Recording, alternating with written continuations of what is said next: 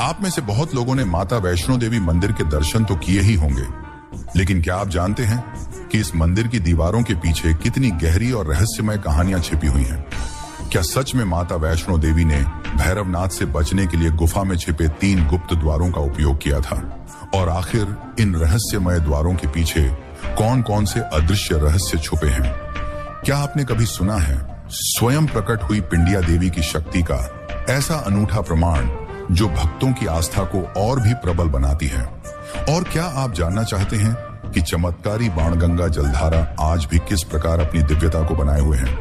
इस रहस्यमय यात्रा में आज हम जानेंगे आकाश मार्ग के अदृश्य पहलू तथा अर्धकुमारी गुफा की संकरी राहें, और साथ ही साथ हनुमान जी की सुरक्षा के अदृश्य चमत्कार जो आपकी धड़कनें तेज कर देंगे। साथ ही यह भी जानेंगे कि आखिर कैसे भैरवनाथ का पश्चाताप माता वैष्णो देवी के दर्शन को और भी पवित्र बनाता है, और कैसे माता की गुफा में बहती चमत्कारी जलधारा भक्तों के जीवन को परिवर्तित करती है। लेकर चलेंगे एक ऐसी अद्भुत यात्रा पर जहां के हर कोने, हर कथा और हर रहस्य आपको रोमांचित कर देंगी। माता वैष्णो देवी की गुफा में मुख्य द्वार के अलावा 2 अन्य गुप्त द्वार भी हैं, जिनके बारे में बहुत कम लोग जानते हैं। इन द्वारों का उल्लेख प्राचीन पौराणिक कथाओं में किया गया है। मान्यता है कि इन गुप्त द्वारों का उपयोग माता वैष्णव ने भैरवनाथ से बचने के लिए किया था। पहला गुप्त द्वार गुफा के अंदर की ओर स्थित है और इसका इस्तेमाल माता ने सुरक्षा के लिए किया था। वहीं दूसरा गुप्त द्वार गुफा के एकांत भाग में छिपा हुआ है और इसकी स्थिति बेहद गुप्त रखी गई है। आज इन द्वारों को बंद कर दिया गया है और भक्तों के लिए अस्थायी रूप से अवरोधित कर दिया गया है ताकि गुफा की सुरक्षा सुनिश्चित की जा सके। हालांकि यह रहस्यपूर्ण द्वार गुफा के अंदरूनी हिस्से की सुरक्षा और रहस्य को और भी बढ़ाते हैं। कहते हैं कि इन गुप्त द्वारों के पीछे गुफा का एक और रहस्यमय हिस्सा है जो अब तक पूरी तरह से खोजा नहीं गया है। इस हिस्से में अदृश्य शक्तियां सक्रिय रहती हैं जो गुफा की दिव्यता को और भी बढ़ाती हैं। भक्तों का मानना है कि इन गुप्त द्वारों के पीछे छिपे रहस्यों की कुंजी केवल दिव्य अनुभव और उच्च मानसिक स्थिति से ही खुल सकती है। माता वैष्णव देवी की 3 पिंडियां, जिन्हें स्वयंभू या स्वयं प्रकट हुई माना जाता है, यह वैष्णो देवी मंदिर की सबसे महत्वपूर्ण और रहस्यमय विशेषता में से एक है। यह धारणा है कि यह पिंडियां किसी मानव द्वारा निर्मित नहीं है, बल्कि अनादिकाल से इसी रूप में मौजूद हैं और भक्तों में गहरी आस्था का स्रोत है। धार्मिक मान्यता के अनुसार इन पिंडियां का प्रकट होना देवी की दिव्यता और सर्वशक्तिमानता का प्रतीक है। तीनों पिंडियां देवी के 3 रूपों का प्रतिनिधित्व करती हैं। में सबसे पहले महालक्ष्मी, जो कि धन, समृद्धि और वैभव की देवी है, वही महाकाली जो शक्ति, विनाश और सुरक्षा का प्रतीक मानी जाती है, तथा महासरस्वती जो ज्ञान, विद्या और सृजन की देवी हैं, विराजित हैं। यह गुफा प्राकृतिक रूप से त्रिकूट पर्वत में स्थित है, जहां देवी की तीनों पिंग के रूप में माता की कृपा सदियों से भक्तों का मार्गदर्शन करती आ रही है। कहा जाता है कि देवी के भक्त जब भी सच्चे मन से यहाँ आकर उनका दर्शन करते हैं तो उनकी सभी इच्छाएं पूरी होती हैं। इस स्थान की अद्वितीय यह है कि कोई भी वैज्ञानिक या भौतिक व्याख्या पिंडिया की उत्पत्ति का कारण स्पष्ट नहीं कर पाई है, जिससे यह मंदिर श्रद्धालुओं के लिए और भी चमत्कारिक हो जाता है। बाणगंगा वैष्णो देवी यात्रा का एक महत्वपूर्ण स्थान है, जहां माता ने अपने बाण से जलधारा प्रवाहित की थी। पौराणिक कथा के अनुसार जब माता वैष्णो देवी त्रिकूट पर्वत की ओर जा रही थी तो उनके भक्त हनुमान जी को प्यास लगी। हनुमान जी की प्यास बुझाने के लिए माता ने अपने धनुष से एक बाण चलाया, जिससे जमीन से एक जलधारा फूट पड़ी। यही जलधारा बाणगंगा के रूप में जानी जाती है। इस जलधारा का महत्व केवल इसकी पौराणिक तक सीमित नहीं है। भक्तों का मानना है कि इसमें स्नान कर से उनके सारे पाप धुल जाते हैं और वे शुद्ध हो जाते हैं। यह गंगा वैष्णो देवी यात्रा के दौरान भक्तों के लिए एक पवित्र स्नान स्थल है। विशेष बात यह है कि चाहे कोई भी मौसम हो, यह जलधारा कभी सूखती नहीं है और हमेशा एक समान रूप से प्रवाहित होती है। इसके अलावा यह पानी शुद्ध और पवित्र माना जाता है और लोग इसे अपने साथ प्रसाद के रूप में भी ले जाते हैं। भक्तों के अनुसार इस पवित्र जलधारा में स्नान करने से उनकी आध्यात्मिक यात्रा और भी सफल हो जाती है और उन्हें माता का विशेष आशीर्वाद मिलता है। माता वैष्णो देवी की कहानी में एक महत्वपूर्ण प्रसंग है। जब भैरवनाथ उनका पीछा कर रहा था, तब माता ने वायु रूप धारण कर त्रिकूट पर्वत की ओर चली गई थी। इस यात्रा में माता ने एक अदृश्य आकाश मार्ग का निर्माण किया था, जो केवल उनके लिए था। यह मार्ग भैरवनाथ से बचने और अपने भक्तों के लिए एक पवित्र स्थल की ओर जाने के लिए बनाया गया था। हालांकि इस मार्ग का कोई भौतिक प्रमाण आज मौजूद नहीं है, लेकिन यह स्थान आकाश मार्ग के नाम से प्रसिद्ध है। भक्तों का मानना है कि यह मार्ग केवल दिव्य आत्माओं के लिए प्रकट होता है और इसे मानवीय दृष्टि से नहीं देखा जा सकता। इस रहस्यमय मार्ग के अवशेष अब भी त्रिकूट पर्वत के आसपास मौजूद होने का दावा किया जाता है। आकाश मार्ग की यह दिव्यता और चमत्कारी प्रकृति भक्तों के लिए माता की सर्व व्यापकता और अलौकिक शक्ति का प्रमाण है।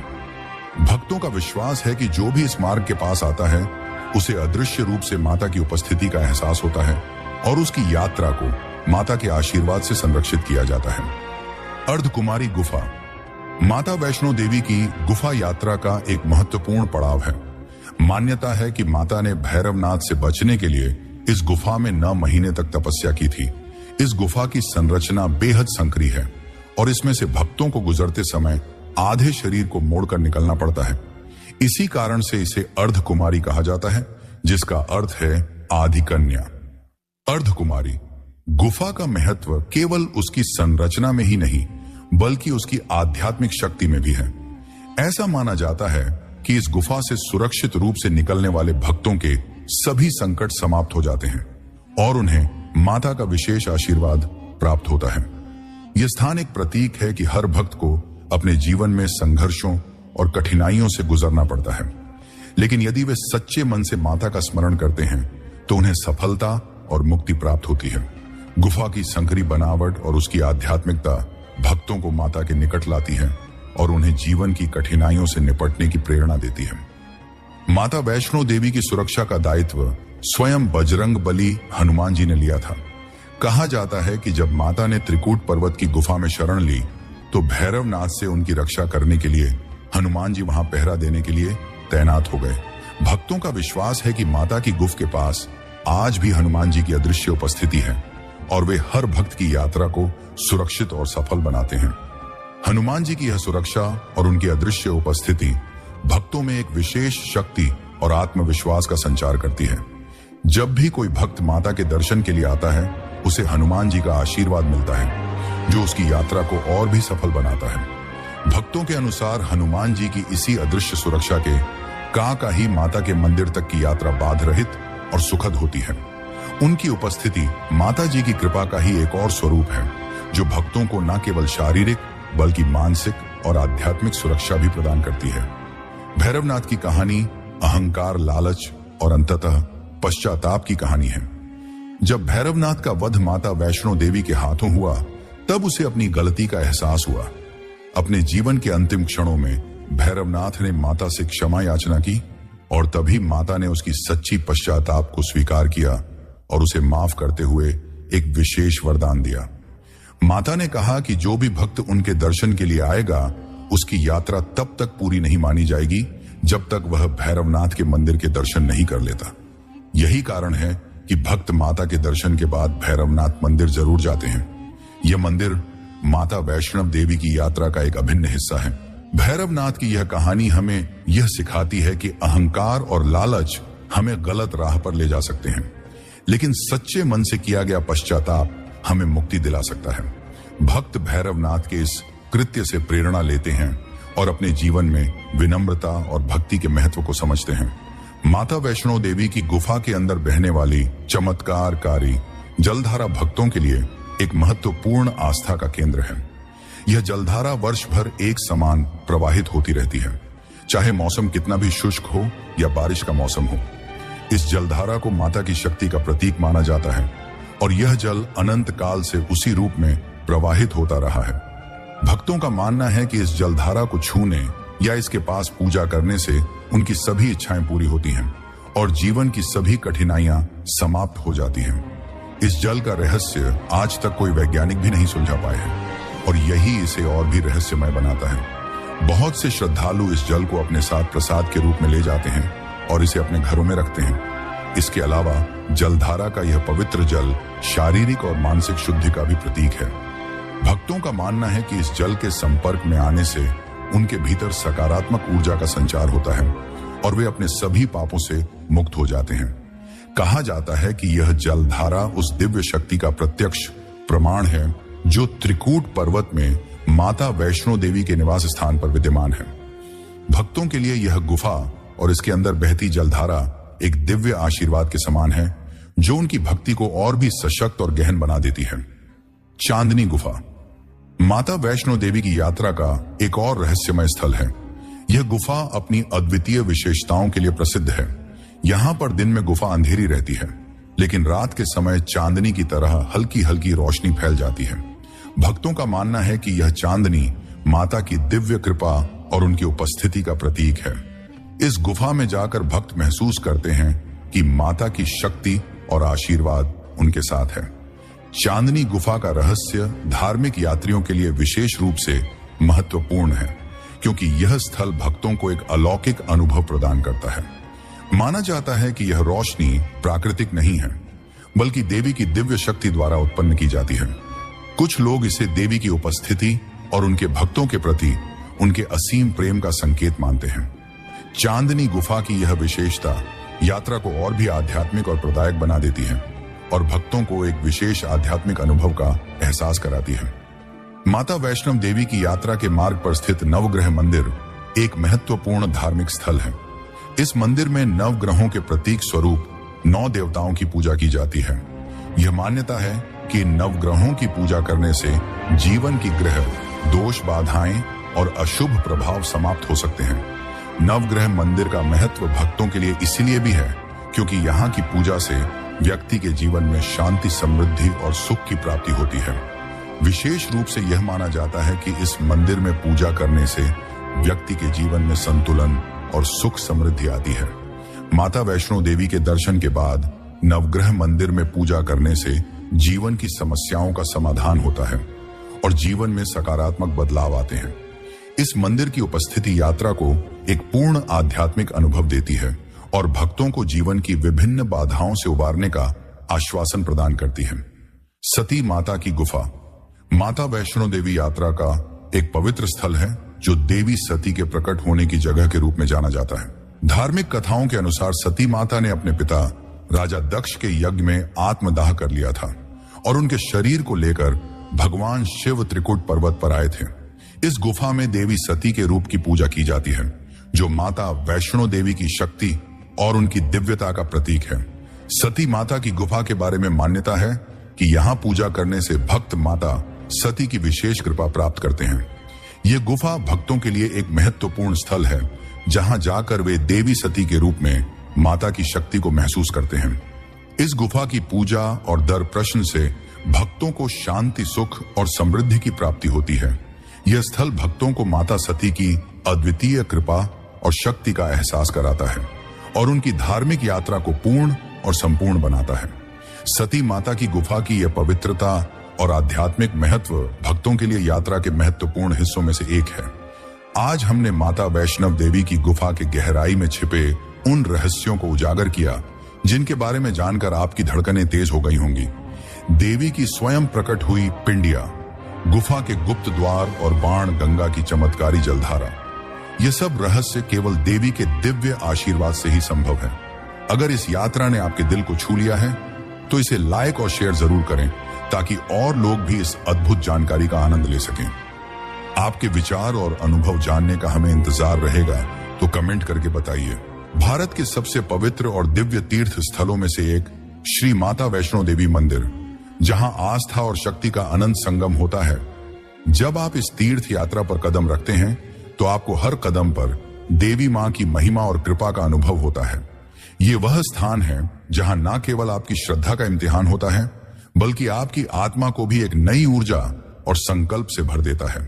त्रिकुट पर्वत की ऊंचाइयों पर स्थित माता वैष्णो देवी का यह अद्वितीय मंदिर शाश्वत स्वरूप का प्रतीक है, जो सदियों से अनगिनत भक्तों की प्रार्थनाएं का उत्तर दे रही है।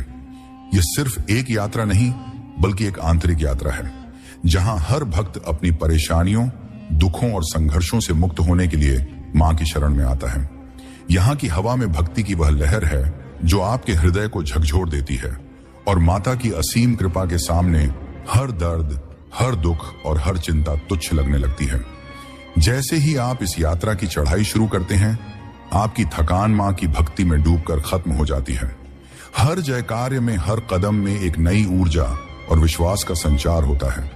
यहां पहुंचते ही आपको एहसास होता है कि आप सिर्फ एक मंदिर नहीं, बल्कि उस देवी के घर पहुंचे हैं जो जगत की पालनहार है, जो आपकी हर कठिनाई का हल है और जो साक्षात शक्ति, प्रेम और ममता की मुंह है।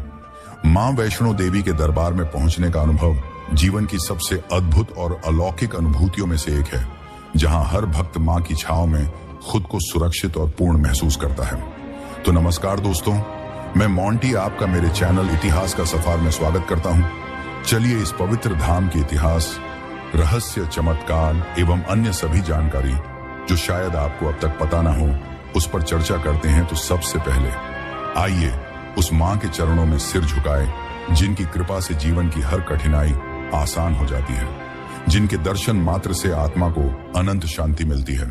कहते हैं माता के दर्शन का संपूर्ण फल हमें तब तक नहीं मिलता जब तक हम भैरवनाथ के दर्शन न कर लें। यानी भैरवनाथ मंदिर के दर्शन के बिना माता रानी की यात्रा अधूरी मानी जाती है। माता रानी ने भैरवनाथ का वध किया था, ये तो सभी जानते हैं, पर भैरवनाथ था, क्या आप ये जानते हैं? चलिए सबसे पहले इसी पर चर्चा करते हैं। क्योंकि हम भैरवनाथ मंदिर में भैरवनाथ की पूजा करते हैं, इसलिए बहुत से लोग उन्हें भगवान शिव के अवतार भैरवनाथ से भी जोड़कर देखते हैं, पर ऐसा नहीं है। यह दोनों ही अलग हैं और हमें इनमें कंफ्यूज नहीं होना चाहिए। कथा अनुसार सतयुग में जब पाप अपने चरम सीमा पर थी, तब एक भयंकर दानव जिसका नाम दुर्जय तथा जिसके पिता दैत्यराज थे, इनके प्रकोप से समस्त ब्रह्मांड त्राही त्राही कर रही थी। तब माता दुर्गा ने इनका वध कर धरती को इनके प्रकोप से मुक्ति दिलाई थी। दुर्जय जिसका एक पुत्र जिसका नाम भैर था, उन्हें ही हम भैरवनाथ के नाम से जानते हैं। भैरवनाथ भी अपने पूर्वजों की ही तरह बहुत ही पराक्रमी तथा बहुत ही दुष्कर्मी था। इसके साथ ही साथ वह एक बहुत ही बड़ा तांत्रिक भी था तथा उसके गुरु का नाम गोरखनाथ बताया गया है। अब क्योंकि उनके गुरु गोरखनाथ थे, तो इससे भी एक और तथ्य सामने आता है। पर पहले भैरवनाथ की बात करते हैं। भैरवनाथ अपने पराक्रम, अपार बल तथा अपनी तंत्र शक्ति के कारण बहुत ही ज्यादा घमंडी हो गया था। उसे ऐसा लगने लगा था जैसे वह पूरी सृष्टि को अपने काबू में कर सकता है। और इसी अंधविश्वास में भैरवनाथ ने माता वैष्णो देवी पर बुरी नजर डाली। जब वह श्रीधर के घर में सभी को खाना परोस रही थी, तब तो माता उसे कुछ न करते हुए त्रिकुट पर्वत पर चली गई थी। लेकिन वह कहते हैं ना, जब अंत नजदीक हो तो मति भ्रष्ट हो जाती है। माता वैष्णो देवी के कुछ न करने को भैरवनाथ ने उनकी कमजोरी समझ उनकी पीछा न छोड़ी। फलस्वरूप अंत में माता ने उसका सर धड़ से अलग कर दिया। पर क्योंकि उसने माता से क्षमा की भीख मांगी, तो माता ने वरदान रूप में उसे देवों जैसी दर्जा प्रदान कर इस संसार को यह बताया कि माता जो शेर पर सवारी करते हुए पापियों का संहार करती है, वही माता शरण में आए भक्तों को वरदान भी देती है। तो कमेंट में जल्दी से जय माता दी टाइप कर यह भी बताए कि क्या आपको भैरवनाथ के बारे में पहले से पता था। वैष्णो देवी मंदिर माता वैष्णो देवी को समर्पित एक प्रमुख और व्यापक रूप से सम्मानित हिंदू मंदिर है। यह भारत के जम्मू और कश्मीर के केंद्र शासित प्रदेश के भीतर त्रिकुट पर्वत की ढलान पर कटरा के रियास में स्थित है। भारत के सबसे पवित्र और दिव्य तीर्थ स्थलों में से एक श्री माता वैष्णो देवी मंदिर, जहां आस्था और शक्ति का अनंत संगम होता है।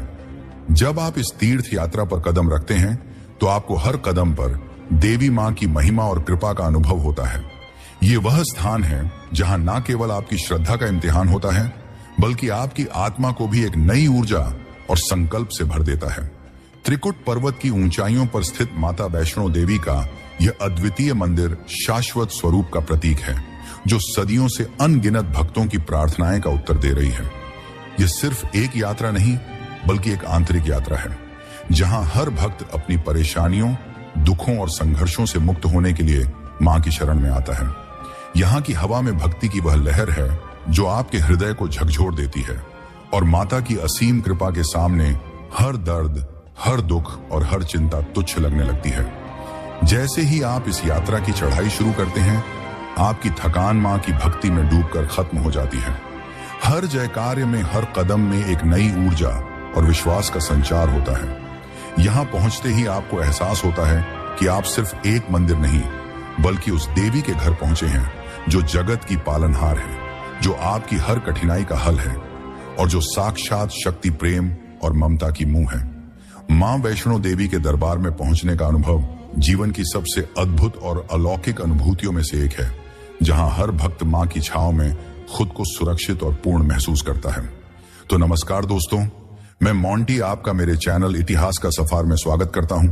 चलिए इस पवित्र धाम के इतिहास, रहस्य, चमत्कार एवं अन्य सभी जानकारी जो शायद आपको अब तक पता ना हो, उस पर चर्चा करते हैं। तो सबसे पहले आइए उस मां के चरणों में सिर झुकाए, जिनकी कृपा से जीवन की हर कठिनाई आसान हो जाती है, जिनके दर्शन मात्र से आत्मा को अनंत शांति मिलती है। कहते हैं माता के दर्शन का संपूर्ण फल हमें तब तक नहीं मिलता जब तक हम भैरवनाथ के दर्शन न कर लें, यानी भैरवनाथ मंदिर के दर्शन के बिना माता रानी की यात्रा अधूरी मानी जाती है। माता रानी ने भैरवनाथ का वध किया था, ये तो सभी जानते हैं, पर भैरवनाथ था, क्या आप ये जानते हैं? चलिए सबसे पहले इसी पर चर्चा करते हैं, क्योंकि हम भैरवनाथ मंदिर में भैरवनाथ की पूजा करते हैं, इसलिए बहुत से लोग उन्हें भगवान शिव के अवतार भैरवनाथ से भी जोड़कर देखते हैं, पर ऐसा नहीं है। ये दोनों ही अलग हैं और हमें इनमें कंफ्यूज नहीं होना चाहिए। कथा अनुसार सतयुग में जब पाप अपने चरम सीमा पर थी, तब एक भयंकर दानव जिसका नाम दुर्जय तथा जिसके पिता दैत्यराज थे, इनके प्रकोप से समस्त ब्रह्मांड त्राही त्राही कर रही थी। तब माता दुर्गा ने इनका वध कर धरती को इनके प्रकोप से मुक्ति दिलाई थी। दुर्जय जिसका एक पुत्र जिसका नाम भैर था, उन्हें ही हम भैरवनाथ के नाम से जानते हैं। भैरवनाथ भी अपने पूर्वजों की ही तरह बहुत ही पराक्रमी तथा बहुत ही दुष्कर्मी था। इसके साथ ही साथ वह एक बहुत ही बड़ा तांत्रिक भी था तथा उसके गुरु का नाम गोरखनाथ बताया गया है। अब क्योंकि उनके गुरु गोरखनाथ थे, तो इससे भी एक और तथ्य सामने आता है। पर पहले भैरवनाथ की बात करते हैं। भैरवनाथ अपने पराक्रम, अपार बल तथा अपनी तंत्र शक्ति के कारण बहुत ही ज्यादा घमंडी हो गया था। उसे ऐसा लगने लगा था जैसे वह पूरी सृष्टि को अपने काबू में कर सकता है। और इसी अंधविश्वास में भैरवनाथ ने माता वैष्णो देवी पर बुरी नजर डाली। जब वह श्रीधर के घर में सभी को खाना परोस रही थी, तब तो माता उसे कुछ न करते हुए त्रिकुट पर्वत पर चली गई थी। लेकिन वह कहते हैं ना, जब अंत नजदीक हो तो मति भ्रष्ट हो जाती है। माता वैष्णो देवी के कुछ न करने को भैरवनाथ ने उनकी कमजोरी समझ उनकी पीछा न छोड़ी। फलस्वरूप अंत में माता ने उसका सर धड़ से अलग कर दिया। पर क्योंकि उसने माता से क्षमा की भीख मांगी, तो माता ने वरदान रूप में उसे देवों जैसी दर्जा प्रदान कर इस संसार को यह बताया कि माता जो शेर पर सवारी करते हुए पापियों का संहार करती है, वही माता शरण में आए भक्तों को वरदान भी देती है। तो कमेंट में जल्दी से जय माता दी टाइप कर यह भी बताएं कि क्या आपको भैरवनाथ के बारे में पहले से पता था। वैष्णो देवी मंदिर माता वैष्णो देवी को समर्पित एक प्रमुख और व्यापक रूप से सम्मानित हिंदू मंदिर है। यह भारत के जम्मू और कश्मीर के केंद्र शासित प्रदेश के भीतर त्रिकुट पर्वत की ढलान पर कटरा के रियास में स्थित है। वर्तमान में उसी की पहचान जम्मू से है। अर्जुन वैष्णो देवी की पूजा करते हुए उन्हें सर्वोच्च योगी कहते हैं, जो जीर्ण और क्षय से मुक्त हैं, जो वेदों की माता है और वेदांत के विज्ञान है, और जो विजय के दाता हैं और स्वयं विजय का अवतार हैं। आमतौर पर यह भी माना जाता है कि पांडवों ने सबसे पहले कोल कंडोली और भवन में मंदिरों का निर्माण देवी मां के प्रति श्रद्धा और कृतज्ञता में किया था। कुट पर्वत के ठीक बगल में और पवित्र गुफा के सामने एक पहाड़ पर 5 पत्थर की संरचनाएं हैं, जिन्हें 5 पांडवों की चट्टान का प्रतीक माना जाता है। पौराणिक कथाओं के अनुसार देवी वैष्णव का जन्म पृथ्वी पर अधर्म और बुराई का नाश करने के लिए हुआ था। उनका अवतार दक्षिण भारत के श्रीपुरम राज्य में हुआ था, जहां उन्हें त्रिकुटा नाम दिया गया। देवी ने लोगों की सेवा और बुराई के अंत का लक्ष्य लेकर जन्म लिया था। कथा के अनुसार माता के जन्म से पहले त्रिदेवियां तथा अन्य देवताओं ने रत्नाकर से वचन लिया था कि वे कभी भी उसके किसी फैसले के विरुद्ध नहीं जाएंगे। उनके पिता ने यह समझ लिया था कि त्रिकुटा कोई साधारण बालिका नहीं है और उनके जीवन का एक महान उद्देश्य है। हालांकि उनकी माता उन्हें महल के अंदर ही रखने का प्रयास करती थी, ताकि वे अपनी शक्तियों का उपयोग न कर सकें। इसके बावजूद देवी ने भगवान विष्णु के मंदिर की यात्रा की, जहां उन्हें अपनी दिव्यता और शक्तियों का ज्ञान हुआ। बाद में भगवान के वंश से होने के कारण उन्हें वैष्णवी के नाम से जाना जाने लगा। अपनी शक्तियों का एहसास करने के बाद वैष्णवी ने अपने राज्य और गांवों में लोगों की सेवा करना शुरू किया। वे भूखों को भोजन देती, जरूरतमंदों की मदद करती और बुराई के विरुद्ध संघर्ष करती। उनकी करुणा और सेवा के कारण लोग उनकी की पूजा करने लगे और उनकी दिव्यता का सम्मान करने लगे।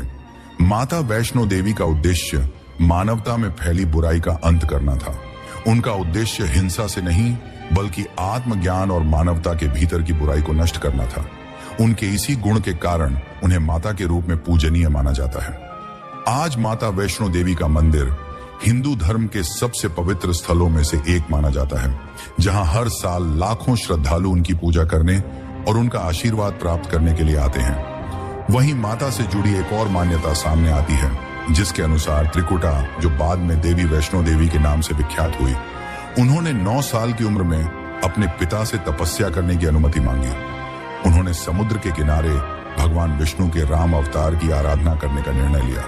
उनकी भक्ति इतनी गहरी थी कि श्री राम जबकि खोज में समुद्र तट पर पहुंचे तो उन्होंने त्रिकुटा को तपस्या में लीन देखा। त्रिकुटा ने भगवान राम से कहा कि उन्होंने उन्हें अपने पति के रूप में स्वीकार कर लिया है। इस पर श्री राम ने त्रिकुटा से कहा कि इस अवतार में वे केवल सीता के प्रति प्रतिबद्ध हैं और किसी अन्य से विवाह नहीं कर सकते। हालांकि श्री राम ने त्रिकुटा को एक वचन दिया। उन्होंने कहा कि कलयुग में वे फिर से प्रकट होंगे और उस समय उनके वचन को पूरा करेंगे। यह कथा देवी वैष्णो देवी की दिव्यता और उनके जीवन के उद्देश्य को रेखांकित करती है, जिसमें वे भगवान राम की भक्त थी और भविष्य में उनके साथ पुनर्मिलन का वचन प्राप्त करती है। इस गुफा को गर्भ गुफा के नाम से भी जानी जाती है, क्योंकि मान्यता है कि माता वैष्णो देवी ने 9 महीने इस गुफा में ऐसे बिताया था जैसे कोई बच्चा मां के गर्भ में 9 महीने रहता है। इस गुफा में केवल एक बार ही जाया जा सकता है।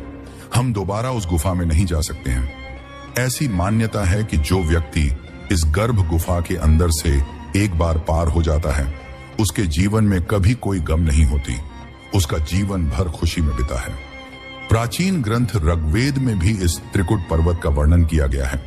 मान्यता है कि माता पार्वती के आशीष का तेज इस गुफा पर पड़ता है, जिसकी आराधना में 33 कोटि देवता हमेशा लगे रहते हैं।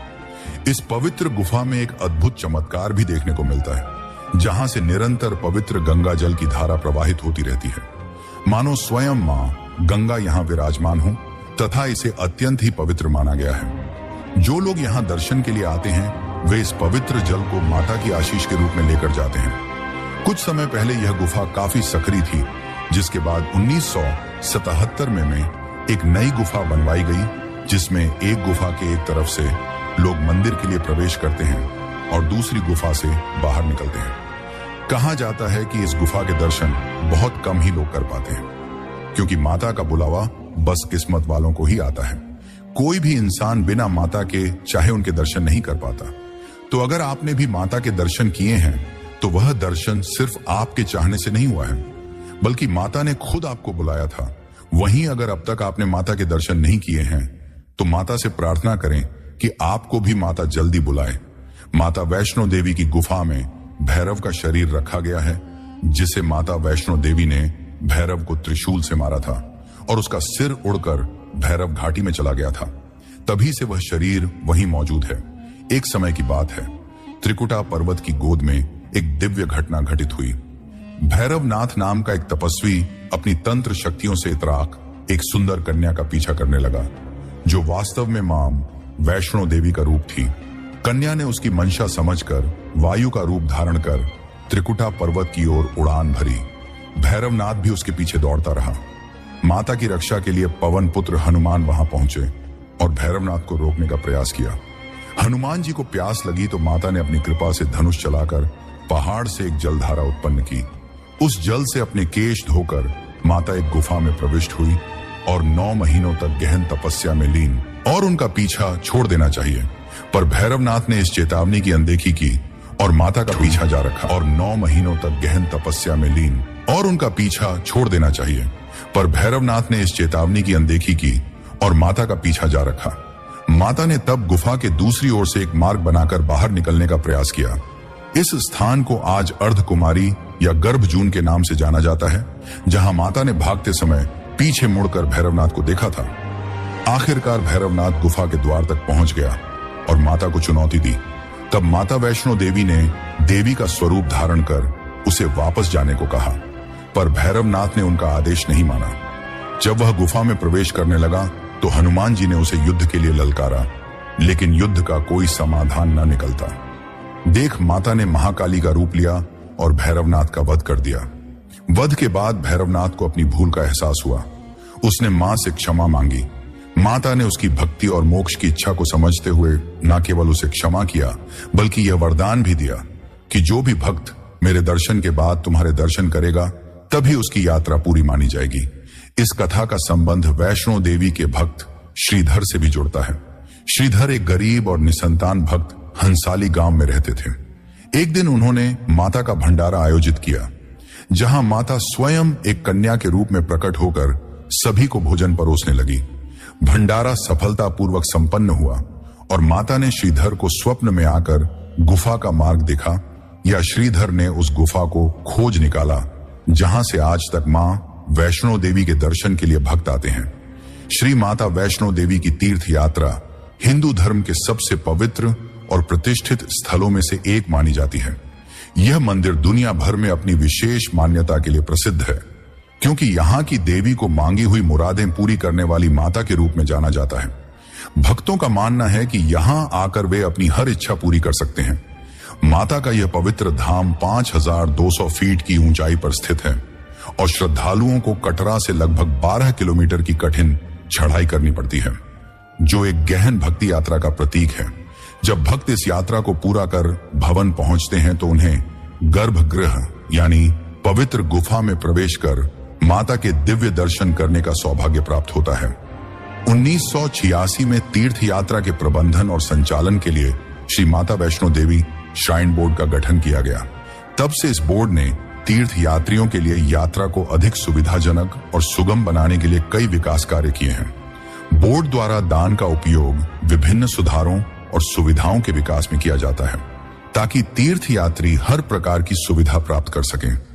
ध्यान देने योग्य बात यह है कि मंदिर परिसर के भीतर फोटोग्राफी और वीडियोग्राफी पूरी तरह से प्रतिबंधित है, ताकि पवित्रता और श्रद्धा का वातावरण बना रहे। उम्मीद है आपको वीडियो के माध्यम से कई सवालों के जवाब मिल गए होंगे और बहुत कुछ नया जानने को मिला होगा। अगर आपको हमारी वीडियो अच्छी लगी हो तो वीडियो को लाइक कर और लोगों तक भी शेयर कर दें। वहीं अगर आपने अभी तक चैनल सब्सक्राइब नहीं किया है तो चैनल को सब्सक्राइब कर हमें